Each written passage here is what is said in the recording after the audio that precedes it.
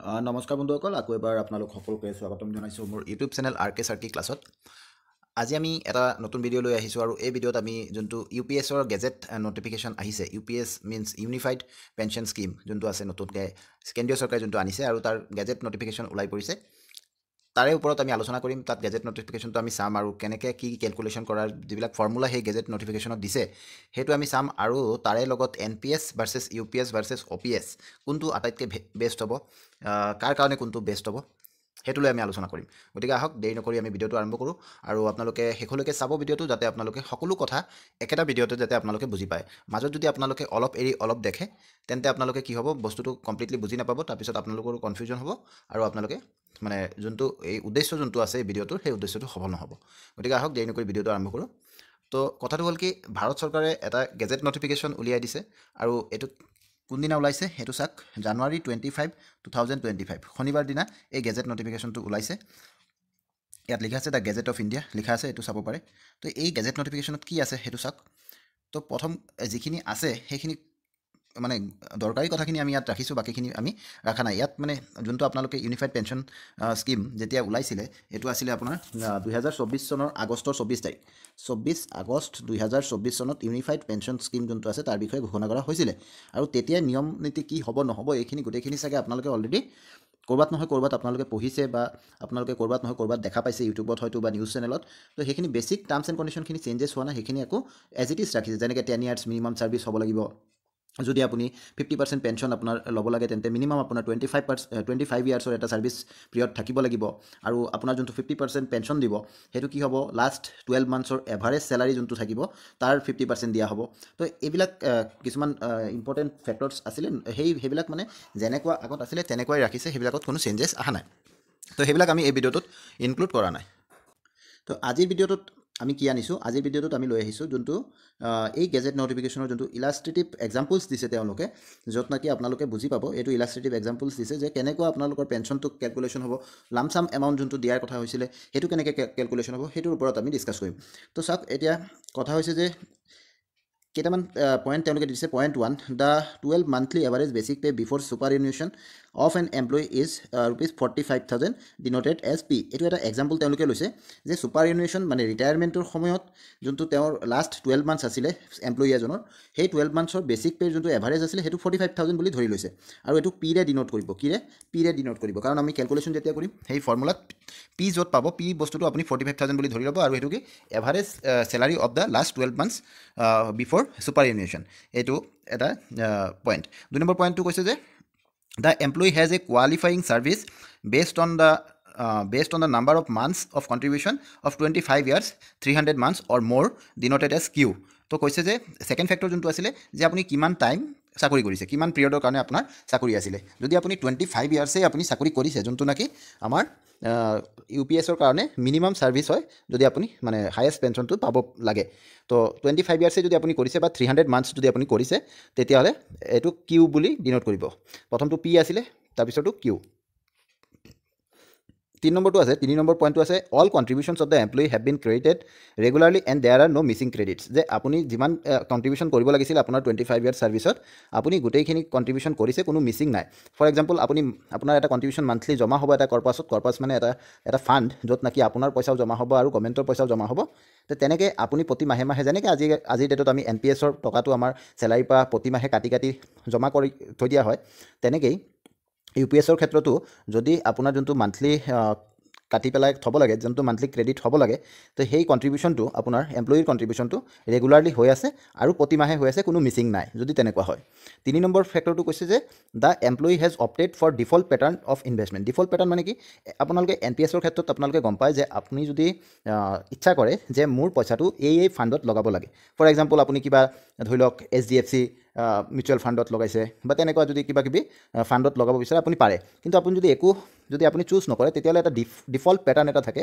For example, আমাৰ যোনটো এতিয়া 100% NPSত টকা যায়, আমাৰ ষ্টেট গভৰ্ণমেণ্টৰ ক্ষেত্ৰত কৈ আছোঁ, আছাম গভৰ্ণমেণ্টৰ ক্ষেত্ৰত 3টা ফাণ্ডত এইটো পইচা লগোৱা হয়। সেই 3টা ফাণ্ড হ'ল কি, এটা হ'ল SBI মিউচুৱেল ফাণ্ডত, এটা হ'ল LICৰ মিউচুৱেল ফাণ্ডত, আৰু এটা আছিলে UTIৰ mutual fund, unit trust of India. তো এই 3টাত লগোৱা হয়। তো যদি আপুনি একো নকৰে ডিফল্ট পেটাৰ্ণ যদি ফ'ল' কৰে তেনেকৈ চৰকাৰে য'ত ইনভেষ্ট কৰিব বিচাৰিছে তাতেই যদি ইনভেষ্ট কৰা যায় তেন্তে, আৰু যদি আপুনি ডিফল্ট পেটাৰ্ণ ফ'ল' নকৰি আপুনি নিজাববীয়াকৈ কিবা পেটাৰ্ণ ফ'ল' কৰিছে সেইটোৰ ক্ষেত্ৰত মানে এইটো যোনটো আমি হিচাপ এতিয়া কৰিম পেঞ্চনৰ তলত সেইটোৰ লগত নিমিলিব পাৰে, সেইটোৱে কৈ আছে। তাৰমানে আপোনালোকে এই 5টা পইণ্ট দিয়া আছে, 5টা পইণ্ট যদি আপোনালোকে ফুলফিল কৰে তেন্তেহে এই হিচাপৰ লগত আপোনাৰ হিচাপটো মিলিব। এতিয়া 5 নম্বৰ পইণ্টটো কি কৈছে, the employee did not make any partial withdrawals. আমি জানো যে NPS-ৰ পৰা আমি পাৰ্চিয়েল উইথড্ৰল কৰিব পাৰোঁ নে নোৱাৰোঁ? এতিয়া ধৰি লওক আপুনি কি কৰিছে, কোনো পাৰ্চিয়েল উইথড্ৰল যদি কৰিছে তেতিয়াহ'লে আপোনাৰ হিচাপটো অলপ বেলেগ ধৰণৰ হ'ব। যদি পাৰ্চিয়েল উইথড্ৰল কৰা নাই তেন্তে হিচাপটো মিলিব ইয়াৰ লগত। তো এইখিনি আছিলে 5টা পইণ্ট। এতিয়া চাওক চিনাৰিঅ' কেইটামান দি দিছে। প্ৰথম চিনাৰিঅ' কি দিছে ইয়াত চাওক, প্ৰথম চিনাৰিঅ'ত কৈছে যে যদি এমপ্লয়ীজনে আমাৰ 1ৰ পৰা 5লৈকে যিখিনি কণ্ডিশ্যনছ আছিলে, আমি অলপ আগত অথনি যোনটো আমি পঢ়িলোঁ যে 1ৰ পৰা 5টা, এই 5টা আমাৰ চিটুৱেশ্যন আছিল, হয়নে নহয়? এই 5টা যদি ফুলফিল কৰিছে, তাৰমানে এইটো চিনাৰিঅ' 1ত কৈ আছে যে এজন এমপ্লয়ীয়ে 5টা কণ্ডিশ্যন ফুলফিল কৰিছে, তেতিয়া কি হ'ব, the value of the individual corpus of the employee at retirement is 50 lakhs 10,000 units denoted by IC। ধৰি লওক এইটো ফুলফিল কৰিছে আৰু 50 lakhsৰ তেওঁৰ কৰ্পাছ হৈছে, যে এমপ্লয়ীয়ে যি জমা কৰিছে সেইটো কিমান টকা হৈছে বুলি কৈছে, ধৰি লওক 50 lakhs তেওঁৰ জমা হৈছে বুলি ধৰি লৈছোঁ। এইটো ICৰে ডিনোট কৰিব, IC, ঠিক আছে? এইবিলাক মানে এটা এক্সাম্পল দি পেলাইহে কৈছে, এই ফিগাৰবিলাক এক্সাম্পলৰ কাৰণে ব্যৱহাৰ কৰিছে। তো the value of benchmark corpus in this case should also' be 50 lakhs। এতিয়া দুটা বস্তু আহি গ'ল, এটা হ'ল কি ইণ্ডিভিজুৱেল কৰ্পাছ IC আৰু এটা কি বেঞ্চমাৰ্ক কৰ্পাছ বা BC। তো এই দুটাৰ মাজত পাৰ্থক্যটো আপোনালোকে বুজি লওক। ইণ্ডিভিজুৱেল কৰ্পাছ মানে কি, যোনটো আপুনি জমা কৰিছে। ইণ্ডিভিজুৱেল কৰ্পাছ মানে কি, যোনটো আপুনি ৰিয়েলি জমা কৰিছে। ইয়াত ধৰি লওক 50 lakhs বুলি কৈছে, হয়নে? আৰু বেঞ্চমাৰ্ক কৰ্পাছ মানে কি, যোনটো আপুনি জমা কৰিব লগা আছিলে। ফৰ এক্সাম্পল কোনোবাই হয়তো বেঞ্চমাৰ্ক কৰ্পাছ বেছি থাকিব পাৰে, যেনেকৈ ধৰি লওক এইটো ক্ষেত্ৰত দুয়োটা সমান ৰাখিছে, বেঞ্চমাৰ্ক কৰ্পাছ আৰু ইণ্ডিভিজুৱেল কৰ্পাছ, কিন্তু আমি আগলৈ কি কৰিম আৰু এক্সাম্পলছ চাম, তেতিয়া আমি দেখা পাম যে দুটাৰ মাজত ডিফাৰেঞ্চ থাকিব পাৰে। কেনেকৈ থাকিব পাৰে, ICটো হ'ল আপুনি যোনটো জমা ৰাখিছে, বেঞ্চমাৰ্কটো হ'ল আপুনি যোনটো জমা ৰাখিব লগা আছিল। ধৰি লওক আপুনি 50 lakhs জমা ৰাখিব লগা আছিল, কিন্তু এনেকুৱাটো হ'ব পাৰে যে কিবা কাৰণত আপুনি 2-এটা ইনষ্টলমেণ্ট আপুনি দিব পৰা নাই, হয়, বা আপুনি পাৰ্চিয়েল উইথড্ৰ কৰিছে, তেতিয়াহ'লে আপোনাৰ এই ইণ্ডিভিজুৱেল কৰ্পাছটো কমি যাব। কিন্তু এই ইলাষ্ট্ৰেশ্যন, এই চিনাৰিঅ' 1ত এই দুটা সমান ৰাখিছে। এতিয়া যদি এনেকুৱা হয় তেন্তে আপোনাৰ দ্য এচিউৰ্ড পে আউট মানে আপোনাৰ যোনটো এচিউৰ্ড পেঞ্চন আছে সেইটো এই ফৰ্মুলাৰে আপুনি কৰিব পাৰিব। কেনেকৈ কৰিব, P/2 মানে P কিমান আছিলে 45,000, P কিমান আছিলে 45,000। আমি ইয়াত ধৰিছিলোঁ যে 45,000 তেওঁৰ বেছিক আছিলে, এভাৰেজ বেছিক পে আছিলে 12 monthsৰ ছুপাৰ এনুৱেশ্যনৰ আগত এভাৰেজ বেছিক পে আছিলে তেওঁৰ P মানে 45,000 বাই 2 into Q/300। Q/300 means Q কোনটো আছিলে, যে আপুনি যদি 25 বছৰৰ কণ্ট্ৰিবিউশ্যন যদি আপুনি দিছে, 25 বছৰ যদি আপুনি ছাৰ্ভিচ আপোনাৰ কৰিছে, তেন্তে আপুনি সেইটো কিউ বুলি আমি ধৰিছিলোঁ। গতিকে ইয়াত Q/300 এইটো মান্থছত দিব লাগিব। তো এইটো যদি মান্থছত দিয়ে তেন্তে কিউটো কি হৈ যাব 300 months, কাৰণ 25 বছৰত 300 months হ'ব। আৰু নেক্সট আছে ইনটু IC/BC। IC মিনছ কি আছিলে ইণ্ডিভিজুৱেল কৰ্পাছ, আৰু BC মানে আপোনাৰ বেঞ্চমাৰ্ক কৰ্পাছ। তো এনেকুৱা যদি আপুনি হিচাপ কৰে তেন্তে if Q exceeds 300 it will be taken as 300। ধৰি লওক আপুনি 25 বছৰতকৈ বেছি চাকৰি কৰিছে, 25 ইয়াৰ্ছতকৈ আপুনি বেছি চাকৰি কৰিছে, 26 years, 27 years, 30 yearsলৈকে আপুনি চাকৰি কৰিছে, তেন্তেও কিন্তু আপোনাৰ এই যোনটো কিউ আছিলে এইটো 300 ধৰা হ'ব। মানে আপ টু 25 yearsলৈকে সেই হিচাপ হ'ব, তাৰ ওপৰত হিচাপ নহয়।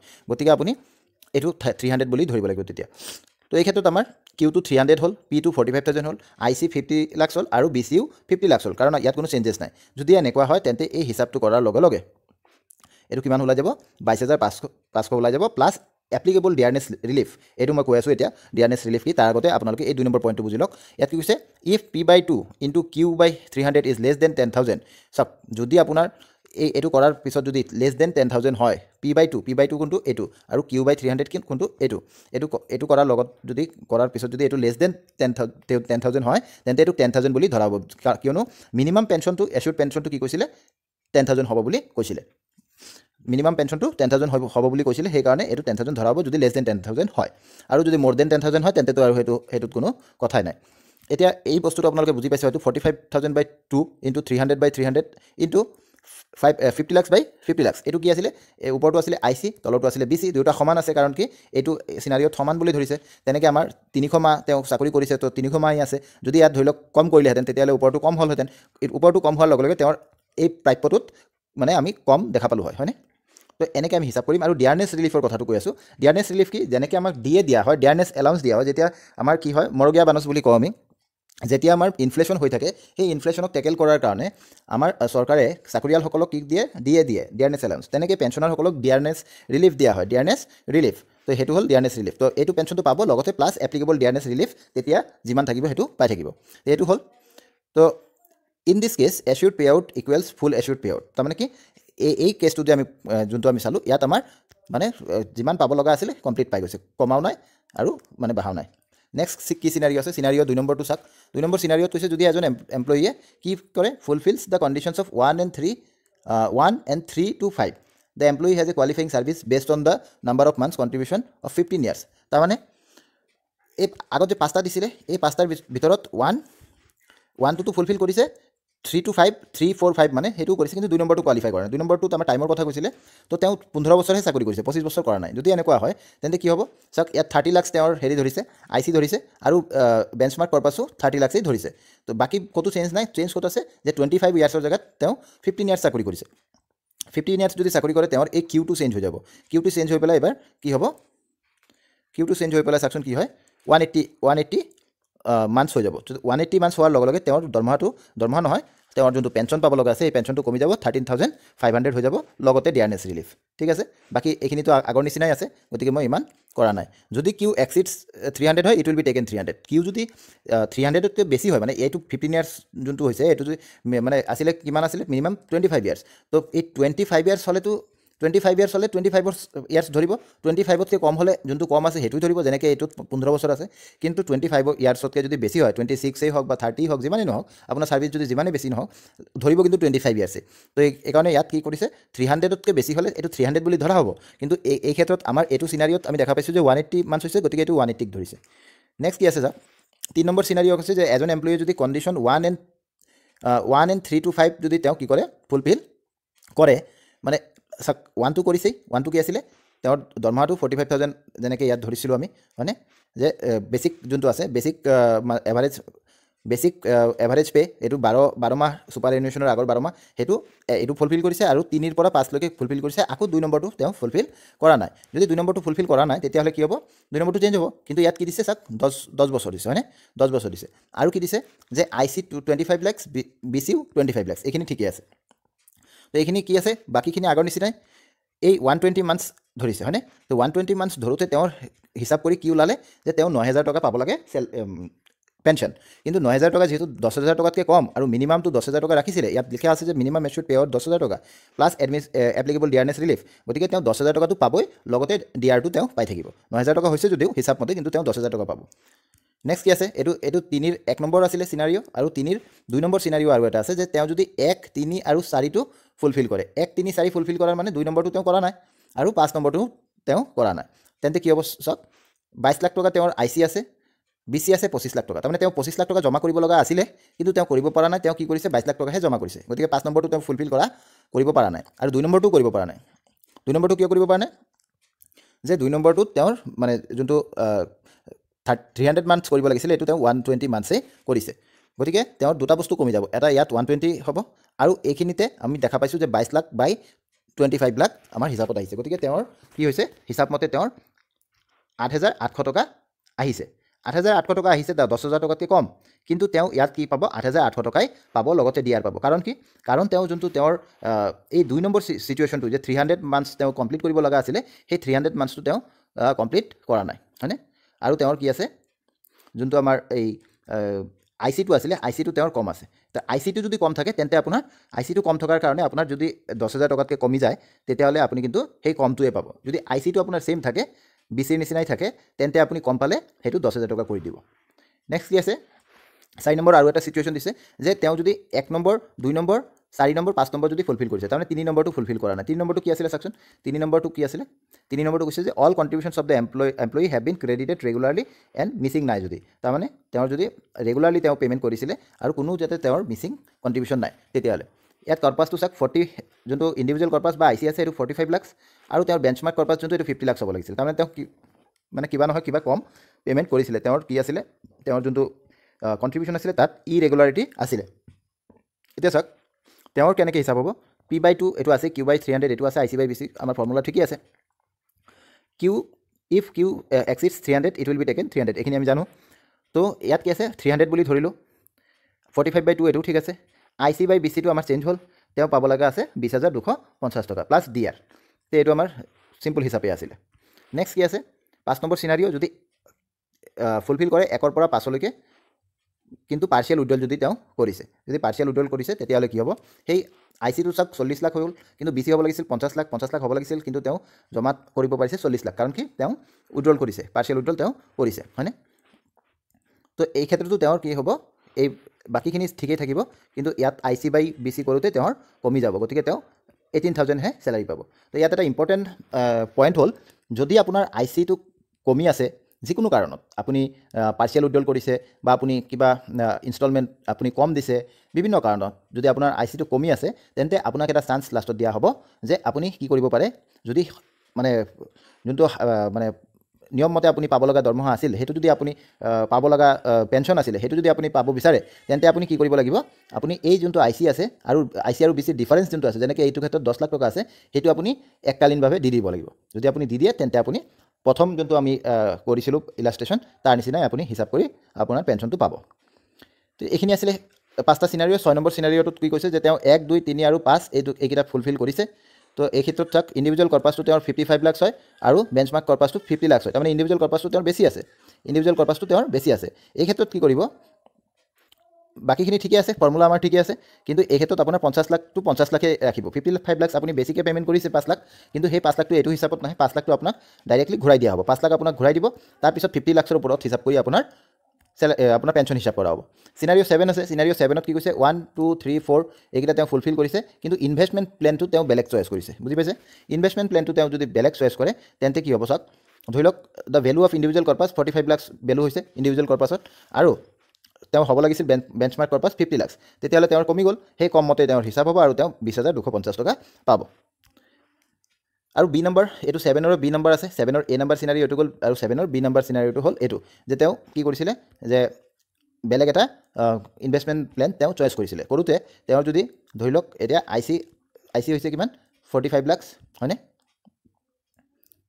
The employee received partially the individual corpus by 2,50,000, 2,50,000 তেওঁ দিছে নতুনকৈ, তেওঁৰ 45 লাখ হৈছে, আৰু হিচাপৰ সময়ত তেওঁ 2,50,000 আকৌ দি দিছে, তেতিয়া তেওঁৰ ICটো এতিয়া হৈ যাব 47,50,000, যিহেতু 2.5 লাখ টকা তেওঁ দি দিছে, কিন্তু তেওঁৰ BC হৈছিলে 50 লাখ, এতিয়াও তেওঁৰ কমি আছে, হয়নে নহয়? সেই কমি থকাটোৱেই তেওঁৰ হিচাপত আহিব, গতিকে 47,50,000 বাই 50 লাখ, বাকীখিনিতো আগৰ নিচিনাই, তেওঁৰ দৰমহা বা পেঞ্চন হৈ যাব 21,375 টকা প্লাছ DR। তো এইখিনি আছিলে আমাৰ পেঞ্চনৰ ক্ষেত্ৰত কথা। আৰু লামচাম যোনটো পোৱা যাব, লামচাম এমাউণ্ট এটাও পোৱা যাব। সেই লামচামটো কেনেকুৱা হ'ব, লামচাম পে'মেণ্টৰ ক্ষেত্ৰত ফৰ্মুলাটো হ'ল, যেনেকৈ ধৰি লওক আপোনাৰ বেছিক পে' আছিলে, যোনটো আমাৰ এভাৰেজ বেছিক পে' আছিলে, সেইটো 45,000 আছিলে, আৰু ডিয়াৰনেছ কিমান আছিলে 53% ধৰি লওক, ডিয়াৰনেছ এলাউন্স বৰ্তমান যোনটো চলি আছে সেইটো ধৰি পেলাই কৰিছে। আজি ডেটত যদি কোনোবা ৰিটায়াৰ হয় তেন্তে কেনেকৈ হ'ব সেইটো ধৰিছে, আৰু টোটেল এমুলমেণ্টছ কিমান হ'ব, তেতিয়াহ'লে এই দুটা প্লাছ কৰিলে 68,850। তো লামচাম এমাউণ্টটো হিচাপ কৰোঁতে 1/10 মানে এইটোৰ 1/10 ল'ব, ইনটু L কৰিব, ইনটু L কৰিলে কিমান হ'ব, এইটোৰ 1/10 কৰাৰ লগে লগে 10/1 কৰাৰ লগে লগে 6,885 টকা, ইনটু L মানে কি, L মানে number of 6 monthly completed years of service based on the number of months for contribution to the individual's pension corpus. ইয়াত দেখিলে আপোনালোকে গম পাব, ইয়াত চাওক আপুনি 120 মাহ, যদি আপুনি 10 বছৰ চাকৰি কৰিছে, তাৰমানে আপুনি 120 মাহ চাকৰি কৰিছে, 120 মাহত আপোনাৰ মানে যদি আপুনি 6 মাহকৈ ভাগ কৰি লয়, কেইবাৰ আপুনি মানে কেইটা ভাগ পাব, 20টা ভাগ পাব, গতিকে আপোনাৰ যে 1/10 আছিলে মানে 6,885, তাৰ লগত এই 20 এইটো 20 ইনটু কৰি পেলাই আপুনি 1,37,700 ৰুপিজ আপুনি লামচাম পাই যাব। ছেম বস্তুটো যদি আপুনি 35 ইয়াৰ্ছলৈকে চাকৰি কৰে, তেন্তে আপোনাৰ 420 মান্থছ হৈ আছে, তাক আপুনি 6ৰে ডিভাইড কৰিলে আপোনাৰ পাই গৈছে আপুনি 70টা তেনেকুৱা 6 মাহ পাব। তো গতিকে ইয়াৰ লগত আপুনি 70 ইনটু কৰিলে আপুনি 4,81,950 আপুনি লামচাম এমাউণ্ট পাব। তো এইটো আপোনাৰ যদি 35 ইয়াৰ্ছলৈকে আপোনাৰ ছাৰ্ভিচ হয়, তো বিভিন্ন ধৰণৰ ছাৰ্ভিচৰ কাৰণে দি দিছে, যেনেকুৱা আপোনাৰ ছাৰ্ভিচ হ'ব তেনেকুৱা আপুনি পাব। আৰু এই বস্তুটো যদি আপোনাৰ বেছি হয়, এইটো ক'ৰ পৰা আহিছে, এইটো আহিছে আপোনাৰ basic plus DA, basic plus DA ৰ পৰা। বেছিক প্লাছ DA যদি আপোনাৰ 68,000 হৈ আছে বৰ্তমান, তেতিয়াহ'লে এইটোৰ 1/10, যদি আপোনাৰ বেছিক প্লাছ DA ইয়াৰ পৰা কম হয়, তেন্তে এইটোও কমিব, লামচামটোও কমিব, আৰু যদি বেছিক প্লাছ DAটো ইয়াৰ পৰা বেছি হয়, তেতিয়াহ'লে আপোনাৰ লামচামটো বাঢ়ি গৈ থাকিব। তো এইখিনি আছিলে আমাৰ টোটেল ৰিপৰ্ট, যোনটো নেকি আমাৰ গেজেট নটিফিকেশ্যনত দিয়া হৈছে UPSৰ কাৰণে। এতিয়া আমি নেক্সট কেইটামান কথা আমি ইয়াত কথা পাতিম। এটা কথা হ'ল যে এইটো বলবৎ কেতিয়া হ'ব, তো এইটো বলবৎ হ'ব 1 এপ্ৰিল 2025, 1 এপ্ৰিল 2025 নেক্সট ফাইনেন্সিয়েল ইয়াৰৰ পৰা এইটো বলবৎ কৰা হ'ব। আৰু আপোনালোকক যিসকল NPSত আছে তেওঁলোকক এটা চান্স দিয়া হ'ব যে আপোনালোকে অপ্ট কৰিব পাৰিব দ্যাট মিন্স আপোনালোকে যাব পাৰিব যে আপোনালোকে যেনেকুৱা অপশ্যন বিচাৰে তেনেকুৱা অপশ্যন আপোনালোকে ল'ব পাৰিব যে NPS ত থাকিব নে UPS ত যাব সেইটো আপোনালোকৰ নিজৰ ইচ্ছা কিন্তু এবাৰ যদি আপুনি UPS ত যায়গে তেতিয়াহ'লে আপুনি NPS লৈ ঘূৰি আহিব নোৱাৰে এক নম্বৰ কথা দুই নম্বৰ কথা হ'ল যদি আপুনি NPS ৰ পৰা UPS লৈ যায় তেতিয়াহ'লে ধৰি লওক আপোনাৰ যোনটো NPS ফাণ্ডটো বৰ্তমান আছে সেইটো কি হ'ব সেইটো অট'মেটিকেলি UPS ত গুচি যাব আপুনি সেই পইচাটো নাপায় বুজি পাইছে তো ইয়াত কথা হ'ল বহুতে সোধে যে NPS ভাল নে UPS ভাল নে OPS ভাল OPSটো মানে ভাল নহয় এইটো বেষ্ট OPSটো কি বেষ্ট আৰু এইটোৰ লগত তুলনা নহয় OPSৰ তুলনা নহয় কাৰণ কি OPSৰ ক্ষেত্ৰত আপুনি পেঞ্চনৰ কাৰণে আপোনাৰ কণ্ট্ৰিবিউশ্যন নালাগে আপোনাৰ কণ্ট্ৰিবিউশ্যনখিনি আপুনি ঘূৰাই পাই যায় আৰু পেঞ্চনটো চৰকাৰে দিয়ে সেইটো হ'ল OPS বিভিন্ন ধৰণৰ কৰ্মচাৰী পৰিষদবিলাকে এইটোই মানে দাবী কৰিছিলে যে NPSত আমাৰ পইচাটোকে আমি ঘূৰাই পাম গতিকে চৰকাৰে আমাক একো দিয়া নাই আমি গোটেই জীৱন চৰকাৰক ছাৰ্ভিচ দিয়াৰ পিছত পাব্লিক ছাৰ্ভিচ দিয়াৰ পিছত যদি আমি একোৱেই নাপাওঁ চৰকাৰৰ ফালৰ পৰা তেন্তে আমাৰ কোনো লাভ নাই আমি NPSত যোনটো পইচা জমা কৰিছোঁ সেইটোৱে আমি পাই আছোঁ গতিকে দাবী কৰিছিলে কিবা এটা ডিফাৰেণ্ট আনিছে UPS বা ইউনিফাইড পেঞ্চন চিষ্টেম বা পেঞ্চন স্কিম সেইটোত এচিউৰ্ড ইনকাম আপোনাক দিছে এটা যে এচিউৰিটি আছে এটা চিউৰিটি আছে যে আপুনি পাব কিবা এটা NPSত সেই চিউৰিটিটো নাই UPSত চিউৰিটি আছে চিউৰিটি থাকিলেওনো কি হ'ব আপুনি আপোনাৰ পইচাটোকে ঘূৰাই পাব তেওঁলোকে কিন্তু আপোনাৰ পইচাটোক মানে যেনেকৈ আপুনি GPFত আগত জমা ৰাখে মানুহে আৰু সেই GPFটো পিছত মানে ইণ্টাৰেষ্টৰ সৈতে পাই যায় আৰু পেঞ্চনটো চৰকাৰে নিজাববীয়াকৈ দিয়ে সেই বস্তুটোতো ইয়াত নাই UPSতো নাই গতিকে সেইটো খুব এটা ভাল নহয় OPS ইজ দ্য বেষ্ট কিন্তু NPS আৰু UPSৰ ক্ষেত্ৰত যদি আপুনি ক'ব যায় যে NPS ভাৰ্চেছ UPS যদি আপুনি ক'ব যায় তেন্তে কোনটো হ'ব আপোনাৰ বেষ্ট তো সেইটোৰ কাৰণে মই এটা কথা ক'ম যে আপোনাৰ ছাৰ্ভিচ পিৰিয়ডটো আপুনি চাব লাগিব কিমান ছাৰ্ভিচ আপুনি দি আছে ফৰ এক্সাম্পল আপোনাৰ ছাৰ্ভিচ যদি মোৰ দেন 20 ইয়াৰ্ছ হয় মোৰ দেন 20 ইয়াৰ্ছ যদি আপোনাৰ ছাৰ্ভিচ হয় মই ক'ম যে NPS আপোনাৰ কাৰণে ভাল হ'ব NPS আপোনাৰ কাৰণে ভাল হ'ব আপুনি সেইটো হিচাপ কৰি চাব যদি আপোনালোকে বিচাৰে সেইটোৰ কম্পেৰিটিভ এটা হিচাপ কৰি ভিডিঅ' এটা লৈ আহিম যদি আপোনালোকে তেনেকুৱা বিচাৰে মোক কমেণ্ট বক্সত নিশ্চয় জনাব আজি ইমান সময় নাই এইটো ভিডিঅ'টো বৰ দীঘল হৈ গৈ আছে গতিকে মই এটা ওপৰা ওপৰি এটা আভাস আপোনালোকক দি আছোঁ যে 20 ইয়াৰ্ছ মানৰ যাৰ ছাৰ্ভিচ হৈ যায় তেওঁৰ কাৰণে NPSই ভাল OPSতকৈ ভাল কোৱা নাই কিন্তু OPS ইজ দ্য বেষ্ট মই বাৰে বাৰে কৈ আছোঁ OPSৰ লগত তুলনা নহয় যদি NPS আৰু UPSৰ তুলনা কৰোঁ তেতিয়াহ'লে 20 ইয়াৰ্ছৰ ছাৰ্ভিচ যিসকলৰ আছে তেওঁলোকৰ কাৰণে NPS ভাল লেছ দেন 20 ইয়াৰ্ছ যদি কাৰোবাৰ ছাৰ্ভিচ আছে তেন্তে তেওঁলোকৰ কাৰণে আমি চিন্তা কৰিব লাগিব যে তেওঁলোকে UPSত মুভ কৰিব লাগে বুলি কাৰণ কি যিসকলৰ দৰমহাটো দৰমহা কম আছে NPSত ছাৰ্ভিচ যিহেতু কম আছে NPSত তেওঁলোকৰ কৰ্পাছটো ইমান ডাঙৰ কৰ্পাছ হোৱা নাই তো তেওঁলোকে NPSৰ পৰা ইমান এটা ডাঙৰ অংকৰ তেওঁলোকে পইচা পেঞ্চন হিচাপে নাপায় কিছুমানৰ যেনেকৈ ধৰি লওক আমি ৰিপৰ্টত শুনি থাকোঁ যে চাকৰি কৰাৰ পিছত তেওঁলোকে পেঞ্চন হিচাপে NPSৰ পৰা 2000 টকাহে পাই আছে 1500 টকা পাই আছে কোনোবাই বোলে 5000 টকা পাই আছে তো এইখিনি টকাত 5000 টকা 1500 টকা 2000 টকাত এজন চাকৰিয়ালে যেতিয়া চাকৰি কৰিছিলে তেতিয়া তেওঁ দৰমহা পাই ভালদৰে এটা জীৱন নিৰ্বাহ কৰি আছিলে কিন্তু ইমান কম টকাত তেওঁ কিন্তু চলিব নোৱাৰা অৱস্থাত পৰি যায় গতিকে তেনেকুৱা অৱস্থাত পৰাতকৈ কিন্তু তেওঁ কি কৰিব লাগে এচিউৰ্ড ইনকামত যাব লাগে মানে UPSত যাব লাগে কেনেকৈ যদি আপুনি হিচাপ কৰাৰ পিছত যদি এনেকুৱা ওলালে UPSত বাকীখিনি সব সেম থকাৰ পিছত যদি আপুনি 2000 টকা পাই আছিলে তেন্তে আপুনি 2000 নাপায় আপুনি কি পাব 10000 টকা পাব মিনিমাম তাত 10000 টকা আছে হয়নে নহয় হিচাপখিনিতো আপোনালোকে বুজি পালেই মই এইখন মানে এই ভিডিঅ'তে মই অলপ আগত বুজাই দিছোঁ আপোনালোকক আপুনি যদি গোটেইখিনি টাৰ্মছ এণ্ড কণ্ডিশ্যন ফুলফিল কৰিছে তেতিয়াহ'লে আপুনি মিনিমাম 10000 টকা তাত পাব তো মানে একো নোপোৱাতকৈ কিবা এটা পোৱা ভাল বুলি কয় যে তেনেকুৱা এটা অৱস্থাত আপুনি UPSত যোৱাটো ভাল কিন্তু যদি আপুনি 20 ইয়াৰ্ছৰ ছাৰ্ভিচ কৰিছে তেন্তে আপোনাৰ UPSতকৈ খুব মানে ভাল আপুনি NPSত থকাই আৰু NPSত কিন্তু UPSতকৈ তেতিয়া আপুনি বেছি টকা পাব পেঞ্চন হিচাপে আৰু NPSৰ ক্ষেত্ৰত কি হ'ব NPSৰ ক্ষেত্ৰত আপুনি 60%ৰ এটা ফাণ্ড আপুনি লগে পাই যাব আৰু 40% ফাণ্ডটো আপোনাৰ থৈ দিব যাৰ পৰা আপোনাৰ এনুইটি হিচাপে আপুনি পেঞ্চন পাই থাকিব তো আপুনি সেইটোতে আপোনাৰ UPSতকৈ আপোনাৰ ভাল আপুনি ৰিটাৰ্ণ পাব গতিকে এইখিনি কৈ মোৰ ভিডিঅ'টো মই ইয়াতে অন্ত মাৰিম যদি আপোনালোকৰ এই ভিডিঅ'টোত কিবা বুজিবলৈ অসুবিধা হৈছে কমেণ্ট বক্সত জনাব আৰু যদি আপোনালোকে NPS আৰু UPSৰ তুলনামূলকভাৱে কম্পেৰিটিভ ষ্টাডি এটা বিচাৰে তেন্তে মোক কমেণ্ট বক্সত নিশ্চয় জনাব মই আনিবলৈ চেষ্টা কৰিম ভিডিঅ' এটা ধন্যবাদ